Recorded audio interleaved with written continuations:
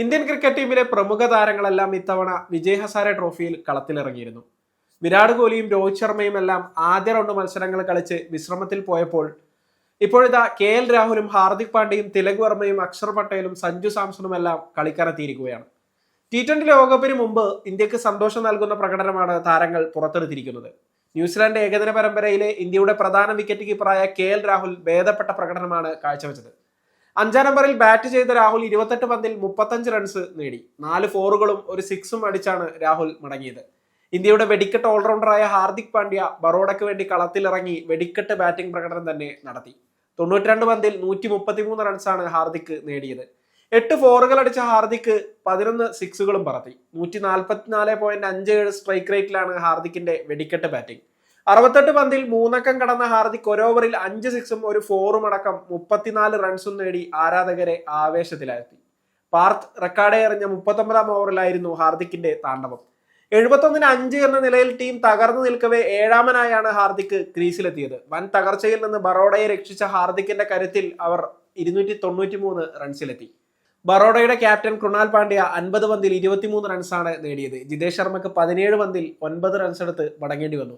Hardik പാണ്ഡ്യക്ക് Kiwis ഏകദിന പരമ്പരയിൽ വിശ്രമം നൽകിയേക്കുമെന്നാണ് സൂചന. എന്നാൽ T20യിലും T20 ലോകകപ്പിലും ഹാർദിക്കിന്റെ പ്രകടനം ഇന്ത്യയെ സംബന്ധിച്ച് വളരെയധികം നിർണായകമാണ്. ദക്ഷിണാഫ്രിക്കയ്ക്കെതിരെ നടന്ന T20 പരമ്പരയിൽ ഹാർദിക് തിളങ്ങിയിരുന്നു. വിജയ് ഹസാരെ ട്രോഫിയിൽ ഹൈദരാബാദിനായി കളത്തിലിറങ്ങിയ തിലക് വർമ്മയും മിന്നിച്ചു. 3-ാം നമ്പറിൽ ബാറ്റ് ചെയ്യാനെത്തിയ തിലക് 118 പന്തിൽ 109 റൺസാണ് നേടിയത്. 6 ഫോറും 3 സിക്സും ഉൾപ്പെടെയായിരുന്നു തിലകിന്റെ സെഞ്ചുറി പ്രകടനം. 3-ാം നമ്പറിൽ വീണ്ടും ഗംഭീര പ്രകടനം കാഴ്ചവെക്കാൻ തിലക് വർമ്മക്ക് സാധിച്ചു എന്നതാണ് എടുത്തു പറയേണ്ടത്. ഇന്ത്യയുടെ T20 ടീമിന് വേണ്ടിയും 3-ാം നമ്പറിൽ തിളങ്ങുന്ന താരമാണ് തിലക് വർമ്മ. ഋതുരാജ് ഗൈക്വാദ് 52 പന്തിൽ 66 റൺസ് എടുത്താണ് പുറത്തായത്. മഹാരാഷ്ട്രക്ക് വേണ്ടി സ്ഥിരതയാർന്ന പ്രകടനമാണ് ഋതുരാജ് നടത്തുന്നത്. ഗുജറാത്തിന് വേണ്ടിയാണ് അക്ഷർ പട്ടേൽ സെഞ്ചുറി നേടിയത്. 111 പന്തിൽ 130 റൺസാണ് അക്ഷർ നേടിയത്. 10 ഫോറുകളും 5 സിക്സുകളും ഉൾപ്പെടെയാണ് അക്ഷർ 3 അക്കം കടന്നത്. ഇന്ത്യയുടെ ഏകദിന ടീമിലും രവീന്ദ്ര ജഡേജയ്ക്ക് പിൻഗാമിയായി താൻ മാറുമെന്ന സന്ദേശമാണ് അക്ഷർ നൽകുന്നത്. ദേവ്ദത്ത് പടിക്കലാണ് സെഞ്ചുറി നേടിയ മറ്റൊരു താരം. കർണാടകയ്ക്ക് വേണ്ടി ഓപ്പണറായി കളിക്കുന്ന ദേവ്ദത്ത് തന്റെ തകർപ്പൻ പ്രകടനം തുടരുകയാണ്. 120 പന്തിൽ 108 റൺസാണ് ത്രിപുരയ്ക്കെതിരെ നടന്ന കളിയിൽ ദേവ്ദത്ത് നേടിയത്. 8 ഫോറുകളും 3 സിക്സുകളും ഉൾപ്പെടുന്നതായിരുന്നു താരത്തിന്റെ ഇന്നിംഗ്സ്. കഴിഞ്ഞ 5 മത്സരങ്ങൾക്കിടയിൽ ദേവ്ദത്ത് നേടുന്ന 4-ാമത്തെ സെഞ്ചുറിയാണിത്. ബംഗാളിന് വേണ്ടി ആസാമിനെതിരെ കളത്തിലിറങ്ങിയ അഭിമന്യു ഈശ്വരനും സെഞ്ചുറി പ്രകടനം നടത്തിയിട്ടുണ്ട്. 116 പന്തിൽ 10 ബൗണ്ടറികൾ സഹിതം 102 റൺസാണ് അഭിമന്യു ഈശ്വരൻ നേടിയത്.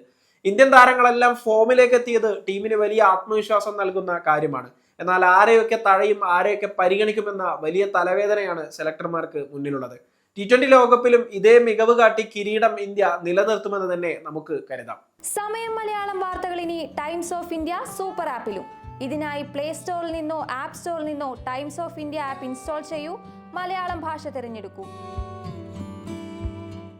വാർത്തകൾ ആസ്വദിക്കാം. എല്ലാം ഇനി സമയത്തിൽ.